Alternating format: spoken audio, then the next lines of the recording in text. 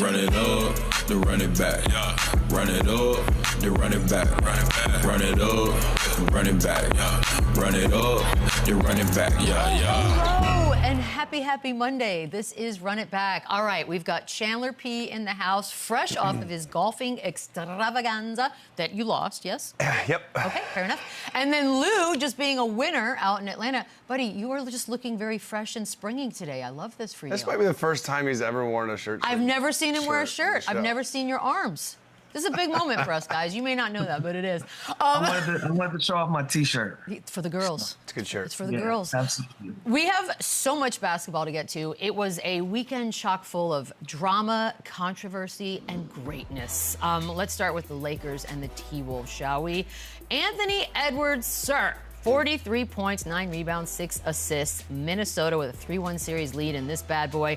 Julius Randle just quietly getting it done, 25-7. Luka had 38, LeBron had 27. 10 seconds remaining. Lakers are down 3 in this one. I mean, I love everything about the end. The refs actually end up overturning an out-of-bounds call that would have given the ball back to Los Angeles, and instead called LeBron for a foul on Anthony Edwards. So afterwards, LeBron obviously is going to disagree with that, said that the hand is part of the ball. Okay. I'll start with you, Chandler. And by the way, we have a lot of these ref call situations today. So about this one, what do you think? First of all, how about the Hawkeye? I mean, what is that fancy camera? I've never heard of that, but listen, I love the fact that they got this right. And the hand is part of the ball, but this is clearly his wrist. And I like that they can review this and get it right. Now, on the flip side, what we're obviously going to get to at the Pistons Knicks, I hate that they can't review it if it's a no call. Like, either way, you should be able to get the call right at the end of the game. This was the right call. They review it. He fouled him. He clearly fouled him. They got it right, and now both teams have to live with that. Now, if you want to argue that it was the hand, the wrist, whatever, that's one thing. But I can appreciate this, and I think they can sleep easy knowing that they at least looked. Now, if you're the Pistons... Now, we'll get to it. Don't trust me. That's completely different. But this, I appreciate and I respect that they actually can do that. Even if your team's out of a challenge, which they obviously weren't, or even if there was a no call and it's clearly wrong, they have to find a way to get it correct. And they did on this possession. Lou, again, we have a lot of these today. What did you think? And the Hawkeye, did you love the Hawkeye camera? Lou, have you ever heard of the Hawkeye? I never even knew that the Hawkeye existed. Like, and that takes away some of the fun from the NBA playoffs, right? It's like we're getting too good at the review things. And I agree with Chandler. Like, if we're gonna review every single thing and we're gonna use a camera from God knows where is this thing, like, we got to have some consistency in all of the games around the league. And, you know, obviously that's going to be impossible to do because everybody's in different cities and states and you got different plays and different bang actions. But I like the fact that they did get this right. I don't like the fact that we got so many different camera angles to get it right. You don't like it? I don't love it because, again, it slows the game down. It lulls on. These things go on for minutes and minutes. You know, it takes 10 to 15 minutes to get a 3-second call that's a bang play. It takes and in a lot of cases you still get it wrong. But in this scenario, they did get it right. The hand is part of the ball, but this is a lot of wrist, and they got it right. By the way, it's technically called, and I just want to say this because it sounds awesome, the Hawkeye 3D optical tracking technology. Yeah, never heard of it. I've never. Take the referees off the court then, and we're going to use all. Let's get robots out there. And I'll tell you this, like when I'm watching March Madness this year, and they review everything under 2 minutes, as a fan, man, it's a drag. It's awful. But as a team and as an organization, like you just want them to get it right. So I don't care if it does that. I think they need to implement something like that, although it is time-consuming and it does get pretty obnoxious how long it carries on for. At least they don't determine the outcome of a game, but just like a mistake. You know what I mean? It's like they have to figure out a way, whether it's a fancy word like words like you just said. Words. They got to just get it right, especially at this point of the season. Yeah, but you know what, Chandler? Like, remember, they've changed so many different things to improve the flow of the game, to improve the speed of the game, only to review every single little thing. If they feel like it's a hard foul or anything, like they run over to the table, and that slows the game down. So you take a game that's supposed to be 2 hours and 15 minutes, it turns into a 2:35 or 2:40 just on reviews alone. That's what I don't love. Yeah. So many reviews. That one, though, I think it's funny that we all were like, what is this Hawkeye situation? Let's get to these final seconds, shall we? So 2 free throws by Ant. Lakers are now down 3. Okay, so we get this moment with Austin Reeves, who ends up taking the final shot. But that's not until Luka's doubled up, gets it to LeBron. LeBron finds Austin Reeves. I honestly feel like I'm having flashbacks to like 2011 when I asked this question. But Lou, I'll start with you. Does LeBron and or Luka really need to find a way to be getting that final shot, or are we good with Austin Reeves? Okay. Absolutely. Yeah. Based on the scenario, I think LeBron had a clean look at the rim right there. I think that's the shot that he has to take. You know, whether he's contested or not, I feel like that's a shot he had to take. Austin Reeves was contested, you know, so if it's going to come down to a last shot, especially when a team is going to allow you to get a shot off being up 3, you know, a lot of these scenarios, I was expecting them to foul at any given moment, stop the clock, and make them reset. They gave these guys a clean opportunity to get a 3 up with the ball in one of the 2 of your best players' hands. I thought for sure LeBron James was going to be the guy that was going to take that shot. But we know how he plays. He tries to get the best look at every opportunity that he gets. Maybe he felt like in real time that Austin Reeves was a better option at that point. But I did think that he was going to be the guy to take that shot on the wing there. Yeah, I think it can go either way here, right? I think Randle, first of all, like Lou said, I think he should have fouled him on there, up 3. Like, he had a perfect opportunity. He's kind of back on his toes. I don't even know if LeBron knew that was Austin Reeves or not. The way Julius Randle kind of came at him, I think he's that's a wide open corner 3. It's a better look. And again, we can nitpick all day long on LeBron James. Needs to be more aggressive. He always does this. He's passive towards the end of the game. If he were to take that shot, we would have ethered him this morning, telling you it's an awful shot. Reeves was wide open in the corner. So it can go either way. Again, you want your best players taking the shots in the final moments of the game.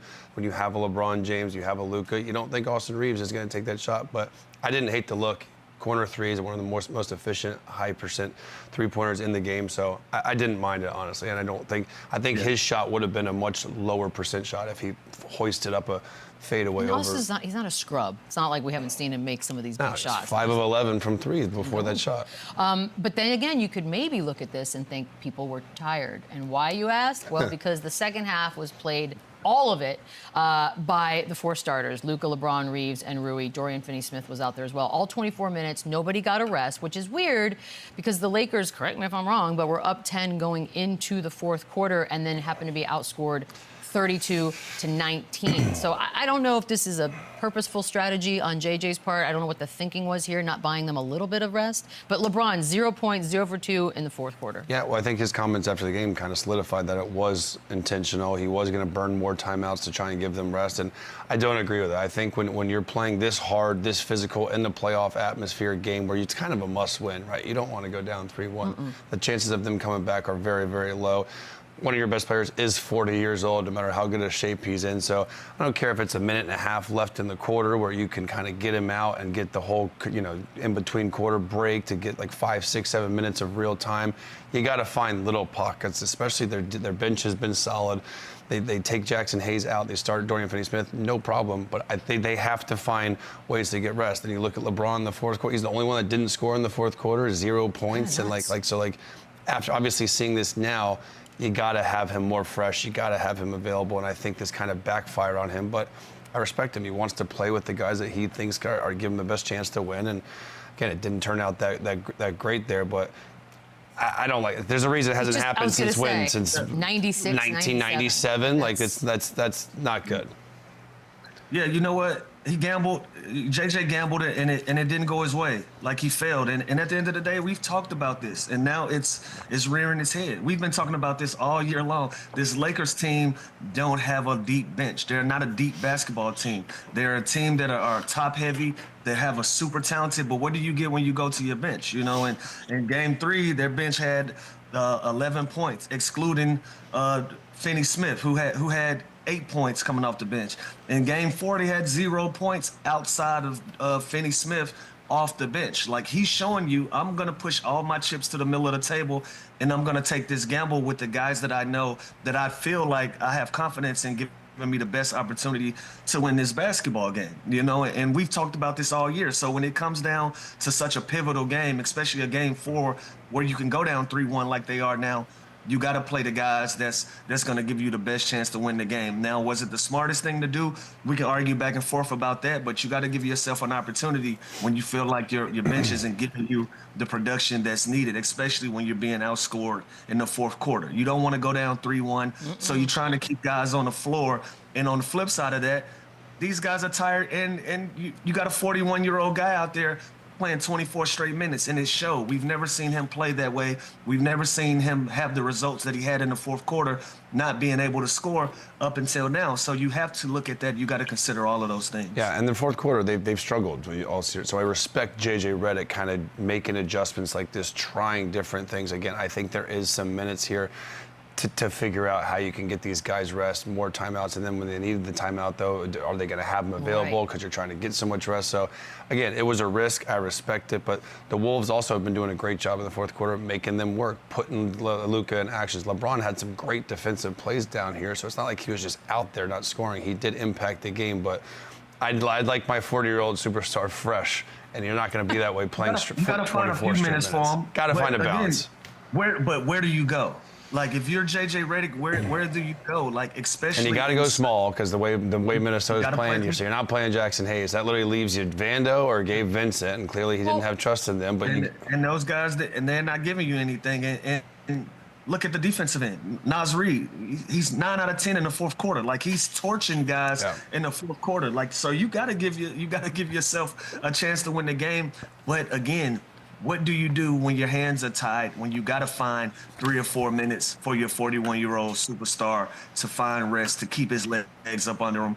But it's a pivotal game, and they ended up going down 3-1 anyways. So now where do you go? Because they're still tired, and you still got 24 hours to prepare for the next game. Like, where do you go from here if you're the Lakers? I mean, I guess also once you've committed to this idea of keeping everybody in the fourth, now you're in it. You can't just last minute be like, oh, just come out for a like you're just in it. I mean, I get it. You respect the fact that he tried it, just didn't happen to work this time. Anthony Edwards was just an absolute blast to watch yesterday. He finishes with 43. It's one shy of his playoff career high. But now we just look at the whole league in general. SGA is obviously crushing. Jokic crushes. Can we make the case for him as 3? Third best player of the league? Listen, there's Giannis. There's certain players, but yeah, I think he's up there, and we love a good list. We love lists. I think he's a top 7 player in the NBA. I think Tatum. Again, I'm not just going to write off Tatum just because Ant is cooking in this series. But listen, he's special. He's a two-way player. I love everything about him. I love his charisma. I love his personality. I think as long as he has kind of certain things under control. He's perfect for the game. He's perfect for the league, and he's absolutely dominating this series. And it's just fun to see, man. He's must watch. He can do everything on the floor. He's so athletic. He's in every commercial. He's so young. He's so marketable. And again, one of the stories is that we're a 6 seed. Have the Lakers a 3 seed on the ropes, up 3-1, and it's a lot to do with him. And I said also before the series, Julius Randle's got to be just as good or better than LeBron James. And he has been this series, so you got to give him his flowers, too. Don't jinx I tell you what, though, Beadle, listen, top 3, you can put him whatever number. But if he doesn't want to be the face of the league, he's doing an awful job of not doing it. Thank you. Listen, he's running around in the playoffs collecting infinity stones, man. Like last year, he went head-to-head with KD. He wanted that series, right? And now you see him how he's going about it with LeBron. He wants this series. Like, he wants to be the guy to knock off all of our household names, all of our legends, all of our icons. And he wants to be recognized as the next up. Like, look at it. He's taking these matchups personally. So if he doesn't want to be the face of the league, you're going about it the wrong way if you don't want this job, because this is the best route to go about being considered the face of the league, being one of the top 3 players in the league. Like, that's how he's going about it. From his approach to this series, from his approach last year, he takes these things seriously. He doesn't do a lot of yapping when it comes to playoff basketball. He lets the hoop do the talking. As charismatic as he is, and I love the fact that that's just how he is, and that's just how he carries himself. But I love the personal and I love the personality that he has going through the. And again, not wanting to be, you are in every commercial. Like yeah, you're not next up, by the way. He is up. He is one of the faces of the NBA, yeah. no doubt. By the way, and I'm never gonna. There's not gonna ever be the face. We're not in a the face period right now. I think there are many faces of this league. Julius Randle, you briefly touched on that. He's averaging 22.5, 46% shooting from three for this series. We all know sort of when he left New York how that felt, and the Cat trade and everything that came with that. The expectation, Lou, who got the better end of that deal, and we'll get to Cat in a second as well. But he's quietly doing this. So what have you seen from Julius Randle, and how much do you love it? Winning cures all. You know, this was a team that was 11-3 after the All-Star break in the games that he played in. And you know what? And Chandler can attest to this as well. When you're injured for an extended period of time and you're watching your team play, that gives you an opportunity to watch and figure out, where do I fit in? What's needed? And opposed to what you think. Now you have an opportunity. I can watch the game and I can say, maybe we need somebody to play out of the mid post. We don't need me to be as aggressive on the offensive end in these certain scenarios. So now what do you have? You have Julius Randle in the first quarter having 13 points in the first quarter last night, but Ant-Man is going to be the closer. That's finding the balance. Instead of in the fourth quarter asking for the ball or begging for the ball and feeling like you're the closer. No, you know what? I'm going to get the party started, and on the tail end, you finish games, and that's how we're going to go about it. And then in the middle, we'll figure out for Nas Reed and all of these other guys to be productive as they are. So when Julius Randle went out, I think that was a pivotal thing for them, allowing him an opportunity to see what's going on and where he needs to fit in. So, you know, we were critical of this. We were critical of that trade early on because it wasn't working out. The pieces didn't fit. Now he go out with an injury and he comes back, and now it's a perfect piece to the puzzle with him adjusting the style of play and the way that he plays. And so, you know, he's proven everybody wrong. But again, the trade, it looks like it works for both sides. You know, you got both of these guys being 3-1 on their respective teams, so it looked like it worked out for both sides of the ball. Yeah, I don't think it's fair to compare kind of the trade yet. The vibes of the trade. Look across to New York. Cat's dominating too and playing great, so I don't like to compare the two, but Julius Randle is doing exactly what he needs to do in this series. He's playing better now in the playoffs than he did during the regular season. He was 34% from three in the regular season. He's shooting 46 in the playoffs. Like, that is the progress you want to see, and he's aggressive, and he's always been rugged. He's one of those players where he's a high volume type scorer. He's mid-range, kind of either love him or you hate him. Like, that's just the kind of player he is, his offensive game, his style. And I think early on with the slow start from Minnesota, DiVincenzo banged up, him banged up, they kind of just assumed that, okay, damn, this trade sucked, and like this is why did we trade Cat? Now they kind of found situations and rotations to put him in. Do they go small with him? Do they found a way to make it work with Rudy Gobert and him at the same time, which spacing was an issue early. So he's great when he's efficient, when he gets to the free throw line, when he gets downhill, he is so much better. But I'm just happy for him because he's a guy that he kind of gets dragged through the media, dragged through the mud a lot, and he's stepped up huge and kind of equalized LeBron James in this series.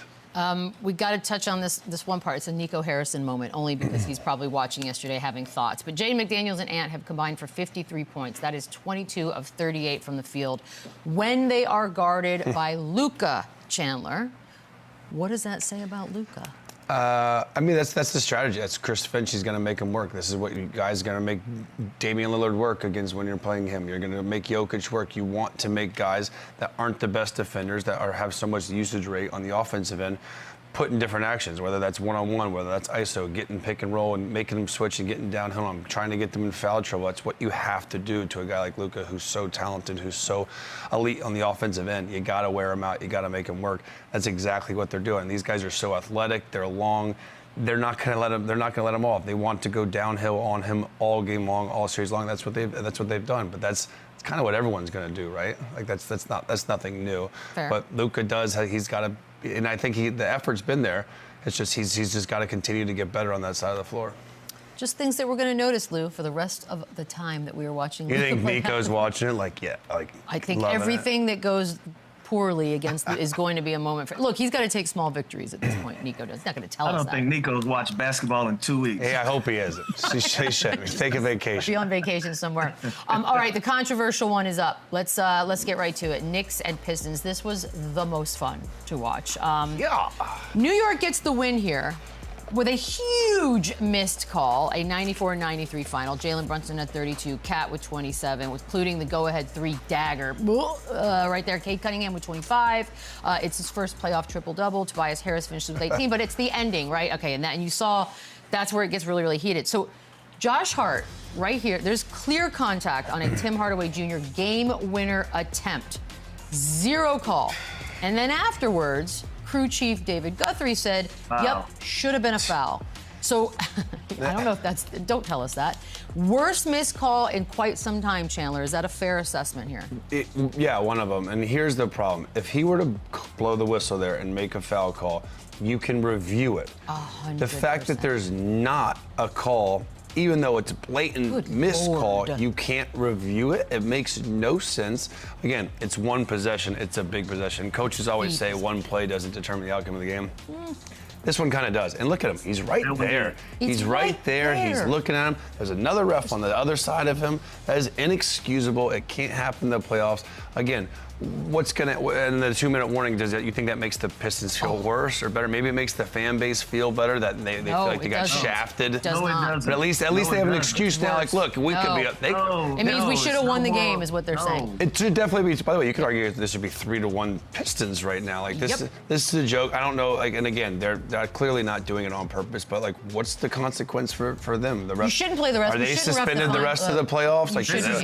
Like, that call is gonna lose them the series.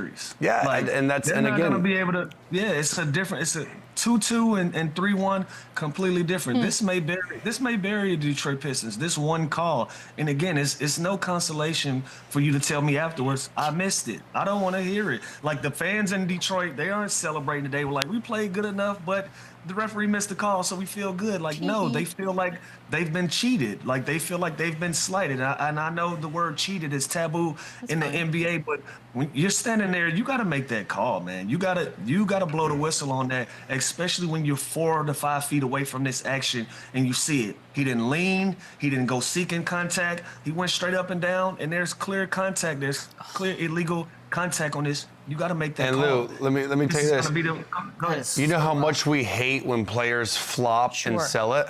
This is why that they do that. Like if Tim Hardaway maybe sells this a little more, goes flying back, he may have a better chance of getting the call, which again, we hate watching it. We talk about Jalen Brunson all the time, all series long doing it. Then Tim Hardaway doesn't do it and doesn't get the call. It's like you reward the flopping to a certain point. And again, this is just inexcusable. You cannot have this happen in such a pivotal moment of the game, pivotal moment of the series. It's just wrong. It's wrong. You know what's wrong? I don't care that they didn't fixable. I don't care that. Yeah, I understand. It's just fixable. Right now they're down 1. They get 3 free throws. He makes 2. There's no time left. The game is over. The series is tied. Now probably the series is over. Like it's 3-1. Like this is a joke. And so if I'm going back to New York, it's a wrap. Like it's over 1 blow. So if you blow the whistle, you can review it. But if you don't, you can't. Either way, you're trying to get it correct. It's not right. They have to change this. I don't care if there's someone in the if they're wearing earpieces. I like this idea. And they can just get a literally live by play. Hey, I know you didn't blow the whistle, but that's wrong. Like go to the board, review it. Or just final 2 minutes. Why don't you review everything? Final 2 minutes, like college basketball does. I don't care what it does. I don't care if it makes the game 16 minutes longer. Like, get it right so that we're not feeling like today. That's why I disagree, because if we do that, Chandler, we're going to open the Pandora's box. Maybe do it the last 2 minutes, though. 2 minutes, bro. Okay. But listen, the game is flawed. We're going to play a flawed basketball game. The players aren't perfect. The referees aren't going to be perfect.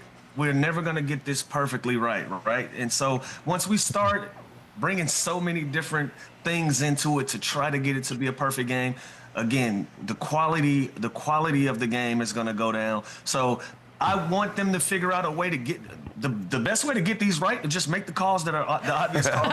It's clearly not that easy. That's fair. Although this one looked easy. That's the fix. Yeah, like that's the fix. And refereeing is a hard job. But listen, man, anybody that's a casual fan standing right there in front of them can call it. Now, I'm not challenging David Guthrie as a professional. He's a legitimate referee, a solid referee, a veteran referee at that. But he missed his call, and so if we got to call into Secaucus and all of these things to overturn calls that's never been called, we're going to open up a Pandora's box that we'll never be able to close again. So I want us to get these things right, but under 2 minutes or whatever. I don't know. More calls like this, there's just going to be robots one day. There's going to be no more umpires, no more referees. Humans are going to be out if series keep getting smoked by bad human mistakes. Like, this should not happen. I mean, the reaction alone. But I will say, Lou, this is where we disagree on the 2-minute warning. If I'm JB Bickerstaff or if I'm a fan of the Pistons, at least I'm thinking, you know what? We could have won this game. We got shafted on some calls, and at least there's still some hope. No, because you already knew that. Yeah, you already knew that. I like the two. I like that. At least, you know what? And you have to own up to it. I want to hear you say it. You messed up. But what happens to you then? Do you get punished? Well, that's where he's going to ref, tomorrow night. Well, I don't think that's right. No, that isn't either. Yeah, but again, we don't know what goes on behind the scenes. But now I'm curious to know what's the next step. Like, is there a discipline? Is there a penalty that comes with missing such a big call like that? Like, I want to know, but I also don't want to hear the explanation either. So I'm in a gray area. I'm a big fan of not giving referees a microphone to explain themselves, but I also would like to know what is the decision that's going to be made after such a huge call is missed that's going to determine the fate of the series. I'll tell you what, if this game goes 7, Guthrie better not be on the call he can't for the next 3 games. He can't be. You at least got to take him off this series. The league can't like this either. Look, I get it. It's the Knicks, and clearly you want the Knicks to go as far as possible. But the Pistons is the best story we've had in basketball in a minute. You don't want this to end this way in their house. Like, this could have happened to anybody. Again, I don't want to beat on David Guthrie, but it's just him on the It's just a huge missed call and a big too important of a whistle to not get. By the way, I can't believe you like the 2 minutes. So if you lose a job out to someone who you know cheated to get the job, and then after the fact they tell you, yeah, we found out he cheated, he still has the job and you don't, that doesn't make me feel better. Either way, it's not going to make me feel great, but at least I know why. At least I have some, But you already knew it was wrong. Yeah, but at least it's nice to hear it. I disagree. I think this. Like, if I'm a fan of the Pistons, I'm like, dang, we didn't just lose 4-1. We got screwed. But if I'm a fan of the Pistons, I already know we got screwed. I don't need you to tell me. Closure, but it doesn't make you happy. Like, you get closure. It's a duh moment. It don't make you feel better. I hate it so much. But I don't want to People handle breakups differently. No, it's like, what is closure? Yeah. Karl Anthony Towns, however, especially down the stretch of this thing, had some shots that were magical. For all the times we have all probably referred to him as soft, or this, that, and the other, can't do this, can't do that. My goodness, 8 of the final 10 points for New York were scored by him. Like I said, some were acrobatic. I got to know, Lou, what you saw from Cat yesterday. And look, he's going to rear his head every once in a while and be like, there it is. But what he did yesterday, what did that do for his narrative? He flat out ball against the turnaround jumpers, deep three. From him self-proclaiming himself as the best big three-pointing shooter of all time, he damn near he proved it yesterday. Like, yeah, just the way that he played, aggression. Every little scrum that they've had in this series, he's been involved in it. Any little pushing and shoving, any little confusion, Cat has been involved in it. He's beating his chest. He's playing with a lot of energy and excitement. Like, that's what you want to see from a guy who's been deemed as soft. Right? Like, you've deemed a guy soft, and he's did everything to prove you wrong. On both ends of the floor, he's been aggressive. Like I said, anytime there's been a mix-up from a Detroit Pistons team that has this reputation as being physical, as one to mix it up, one to be a team that wants to fight, Cat has stood 10 toes, and he stood his ground, and he's played basketball, and he's been down for whatever that comes with it. You got to tilt your hat to that guy. Last night, huge fourth quarter. Outside of David Guthrie and that call, he was a big reason why this game was won. He was a huge reason why this game was won. So you got to give a guy credit, especially when he's matching your physicality toe-to-toe, and he's not shying away from it at all. Yeah, there's a big difference in being super skilled and in a jump shooting big and being soft. I think there's like Dirk he wasn't soft. He was just extremely talented offensively and wasn't like a physical bang. He was a fadeaway pick and pop guy. That is who Cat is. That is what, and again, when he shows the toughness and when he dives on the floor and he's getting into it, I love to see that because now he's doing both, right? And we know how physical, Jalen Duren and Isaiah Stewart, they were going to do that this series with him. It doesn't matter because he's still so much more skilled. He's so much more talented. He's such a great outside shooter. He's got such a good handle for a big. And I think that's where the term soft comes from him, just because he kind of relies on that so much sometimes to where he doesn't have a series like this where he's doing both. So I think this is kind of opening up people's eyes that he's not soft. He's just extremely talented offensively, and I think he can do more inside and not settle sometimes. But this run was nuts. The 8-0 run to kind of get the lead back was insane. Crazy. Some of those shots were just ridiculous. That one, the turnaround, I was like, that should not. Going over the backboard, the step back right. The guy's 7 foot. He should not be doing this. By the way, he still has such like a young sort of child face that when he's trying to be all hard, I still giggle. Yeah, it kind of makes me laugh. It's not, and not in a bad way. I'm just like, it's adorable.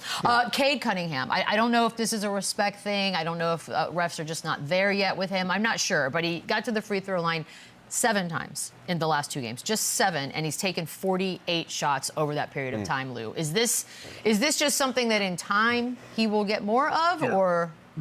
It'll come with it. It'll come with it with respect and just earning calls, and also style of play. Like Cade plays in that mid range. He gets to the rim. He has the floaters. He has the pull-up jumpers 8 to 10 feet from the rim. Like, some of this is style of play, but he's also putting pressure on the rim. He's also attacking the rim, and he's not getting some of these calls. But I think that comes with time. That's gonna be earned. If I'm him, I don't really wrap my head around this. I don't really get involved in this. Like, again, we're having another referee conversation about the Detroit Pistons. Usually, the more physical team gets the benefit of the doubt with the whistle. That hasn't been the case for the Detroit Pistons. Usually that goes their way when you're the more aggressive team. They allow a lot to go. On the other side of that, these guys are attacking the rim and they're just not getting calls. But I think as a young player, this being your first playoff run, he'll look back at this, and by the way, it's not over. We're deeming this is over. They still got an opportunity to clean this thing up, but when you're such a young player, you'll go back and you'll look at your first experience and you'll make your adjustments. Look what it did for Michael Jordan when he went against the Detroit Pistons back in the day. He knew he had to get stronger, had to get bigger, had to get tougher, and be prepared for the physicality of what the playoffs bring. And from that, it birthed a beast. It birthed somebody that was the most aggressive player that we had ever seen in the history of the playoffs shortly after that. This can be the same case with Cade Cunningham. This is going to be something that he's going to learn from. It's going to be a learning experience.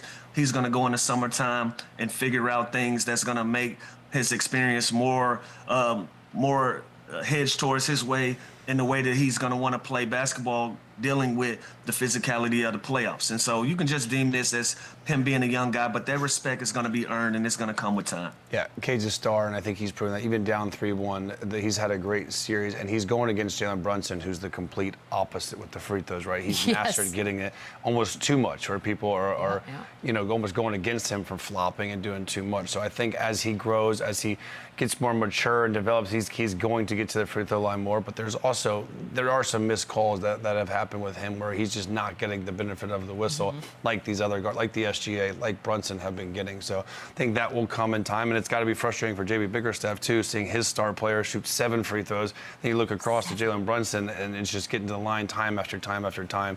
It's got to be frustrating, but he's got to just continue to get downhill and do what he's doing, because he's having a great series. He's got to fall down a lot more. You got to be on the ground more. He's not even one of the foul bait guys, right? So, he's not. Again, no, I know. He's gonna adjust. Like, even that's what makes some of these guys turn into the foul baiters. You're not getting fouls. Okay, well, now I'm just gonna rip through. I'm gonna throw my body around. I'm gonna have those. We're forcing him to do what we hate. Think about that. I don't want to. I don't want to see him get pushed to that place. But again, he's going to make his adjustments. And this is what happens when you play a game inside of a game. You rig it up for your liking. You rig it up to do those type of things. So we'll see. I mean, Brunson's on the ground a lot. Like almost half a game, really, if you think about it. We had another crazy ending. A buzzer beater. Denver and Los Angeles. One more. We'll get to that next. Yeah, bring me my money. Run it up, run it back, yeah. Man, this was fun. At the Dome. All right, so let's go. We'll get to the dunk here, Aaron Gordon's dunk in a minute, but Jokic finished with 36, Christian Brown with 17, Kawhi had 24, Zubats with 19, 12, and 6. But it's the Aaron Gordon dunk at the buzzer. It is the first ever game-winning buzzer-beating dunk in an NBA postseason in the play-by-play era. 3 of the 4 games in this series have been decided by 3 or fewer points, and then we get the game winner. So yeah, you just said in the break you were saying, well, was it a controversy because obviously it was good. It took them a minute, and on the floor they called it good immediately. But it's still, if you see how close this is, Was this not the craziest ending you've seen? It's one of the craziest I've ever seen. And again, watching it right here, I don't even think if it was called not good. I think this was a clear basket. I think they got it right. Again, there's no one really to blame here. Like, is it James Harden's block out here? Christian Brown's kind of there. We should blame Cal is someone. guarding the corner anyways. It's an outrageous shot. It's a tough break. Amazing. Clearly, they assumed it was going to hit the rim or the time was going to go out, but this was nuts. This was just a great Aaron Gordon type play, never giving up, continue to play through the horn, the whistle, and it paid off here. And it's amazing. I love it so much. Did Jokic get an assist for this? Yeah, well, they joked about it. He's like, was that a pass? And it's like, oh, it was a great pass. And Jokic is like, yeah. no. Well, that was unbelievable. It's beautiful. Yeah. What'd you think, Lou? There's been some good stuff this weekend. The series is unbelievable. This series is... Yes, series has been incredible. It's been a lot of good basketball coming out of this one. This was one of those that we deemed. I think we said this one was going to go 7. I think I might have said 6 on my Clippers love thing, but you know, realistically, we thought this was going to be a 7-game series, and again, we can have a lot of things to blame, but I don't want to water it down. This has been my favorite series to watch thus far in the playoffs, and we've gotten a lot of fireworks from it, from no box outs, the turnovers, and all of these different things. Like when people say all of the little sports sayings, it qualifies for this series. Like, this is the game of inches, details, little things will get you beat. All of those things applies to this series especially. So I just love watching it. It's going to be a great game 5 to see who's going to get that deciding game. And as they continue on, I hope that the rest of the games are just like these. Yeah. It's got a little bit of everything. It's chippy, it's Scrappiness. physical, it's good defense, it's unbelievable plays on the offensive end. It's star power. Kawhi Leonard, he's back, having a great year. Zach Zarba with a lot of airtime. Zach Zarba with great hair gel, still looking unbelievable. Crushing. It's just everything is perfect about this series. It's so evenly matched. Like, we knew it was going to be like this, right? And again, right now, after Game 3 scared us because we were like, what was that? After watching 4 games, though, like I don't know which way I'd go because it's such a good, intense series. The star players are showing up, the role players are showing up, and it's just giving us a little bit of everything. By the way, there was a moment here where it did get chippy, and there were like 19 technical fouls handed out, but it all just crossed each other out. There were literally 6 techs in one play here. Yeah. Well, yeah, and then Harden did a little weird push. A lot of money. Gordon got mad, but nothing came of it, which was also kind of nice. So we didn't have to have that be a factor in this one. I mean, look, my brain doesn't ever remember anything past yesterday, but I'm trying to remember a first-round series that felt as exciting as this one. And I know there have been great ones, but this, for my money, has been absolutely incredible so far. Lou. No. The only one that I can really reference, and because it just stood out to me when I was a young kid, I remember Allen Houston's floater against the Miami Heat and him running down the court and pumping his fist. Like, I vividly remember that. Now, I didn't understand the scenario at the time because I was only 12 years old. I didn't understand I thought they won a championship. I didn't really get it, right? Like, I didn't really understand it. But watching that probably was. And at that time, you know, the first rounds were only 5 games to 5, and that was like a 75-74 win on them. But that's the only thing that I can reference in the first round that I can remember, you know, as a fan or as a player that's been as exciting as this.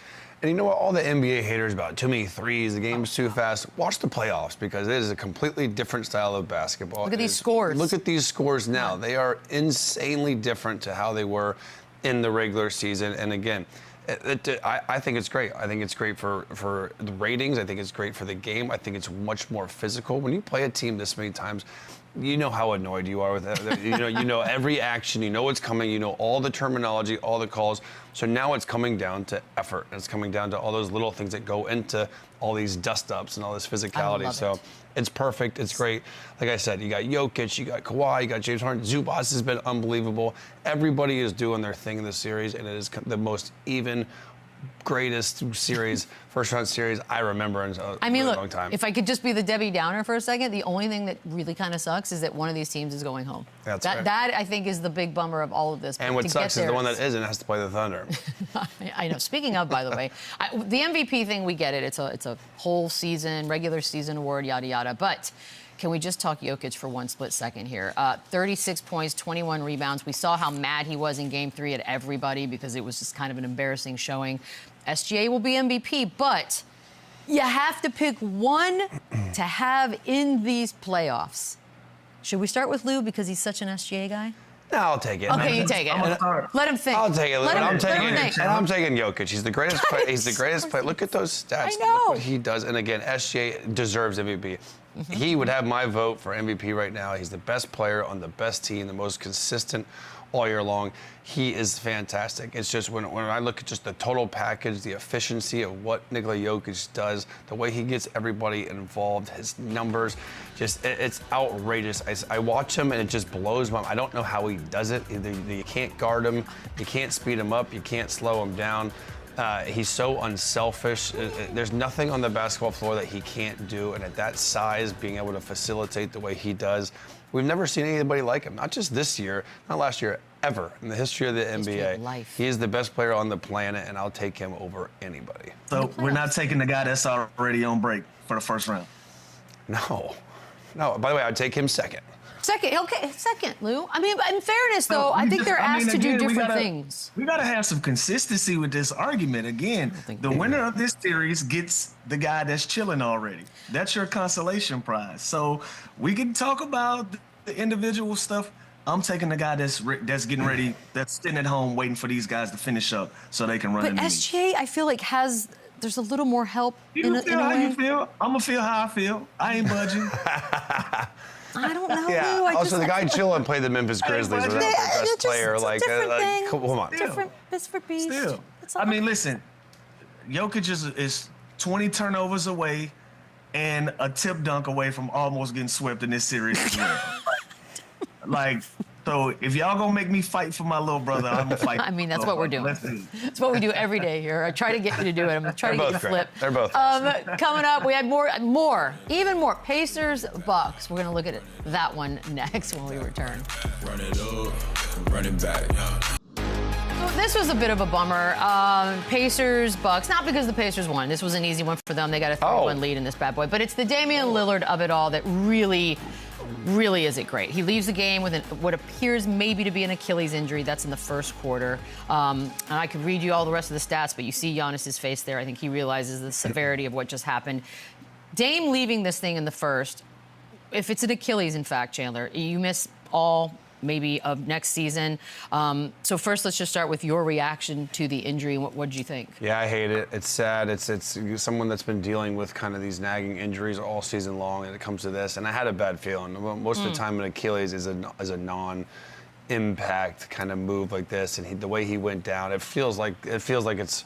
I'm bracing for impact here. I think it's the worst. I think it's Achilles torn, and I think that's terrible for the Bucks. 34. It's terrible. He's about to be 35 years old, which means he's going to miss all next season. All these rumors about Giannis being out. If this is a torn Achilles, I would not be surprised if the Bucks go full rebuild, really shop Giannis. Talk about a team like Golden State with a bunch of assets that we could see him maybe going there. And there's going to be plenty of suitors, and I hate to even get that far ahead of it.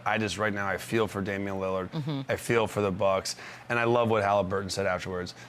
They've been going at it. Yeah. It's just competitive, but thoughts, prayers are with him because some things are bigger than basketball, and this just sucks for a dude who's had such a hell of a career. Came back so early from the deep vein thrombosis. Just beat like a blood clot and all these real injuries. For now, this to happen just sucks. What do you think, Lou? No, it really does.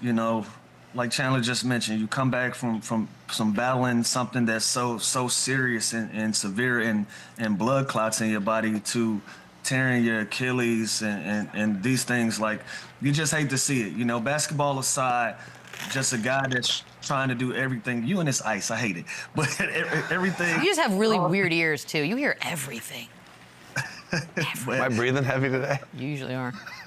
Everything. But all basketball aside, you just hate to see that, from such a talented player at this stage in his career. You want to see him finish it out on his own 2 feet, on the way that he wants to go out. And, by no means is this the last time we'll see Damian Lillard, but, obviously it's going to be a season-ending injury. It's going to impact next season.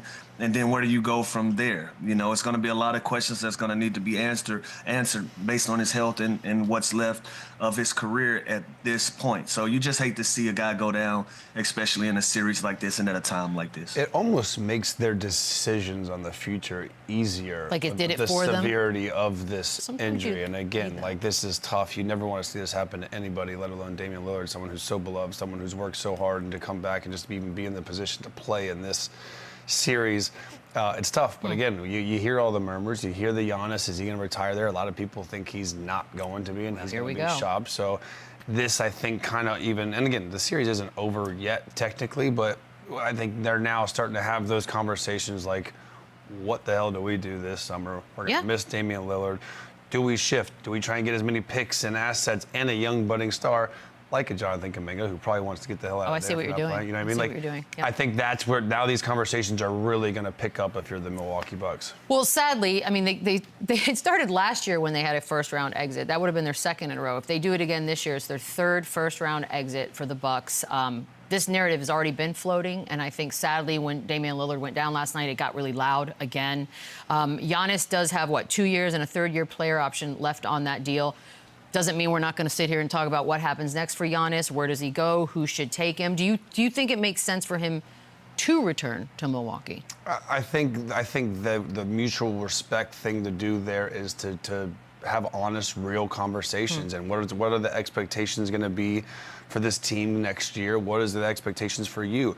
Where would you want to go? And I do think that he has earned that from the franchise, from the city, for them to work him out a deal, just like Portland did for Dame. Isn't that crazy, to come by the way? here. And now, obviously, with this, I think there'll definitely be some heart-to-heart conversations, and you'll have to figure that out and cross that bridge when we get there. But again, this team still's fighting. This team's not just going to throw in the towel and give up in this series. But as unfortunate as this is for Milwaukee, Indiana is also playing unbelievable. Crazy. And they are that one team that is not slowing down. They are still playing. I think they had 101 points through three quarters last night. So, again, not to get too far ahead of us, but Indy-Cleveland's going to be a hell of a series. That whole thing with the end of the season, Lou, where the Pacers just started picking things up and we're like, what's happening? They've not worn out of that yet.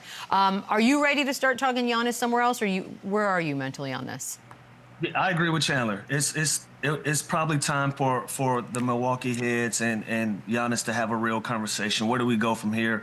What is our future? You know, you have Dame Lillard out. How do you retool guys around me? And if not, if you're going to go in a full rebuild mode, then let's start having a conversation about landing somewhere where I can have an opportunity to compete for another championship like I brought to this city. You know, so by all parties involved, I don't think that would be frowned upon from the Milwaukee fan base and from the organization of the Bucks if they can have an honest conversation and they can do it the right way in the views of the public eye. If they can do this the right way, it may be time for Giannis to move on and get him to a scenario where he would like. I can't wait to see the packages for this, good man. God. It's going to be crazy.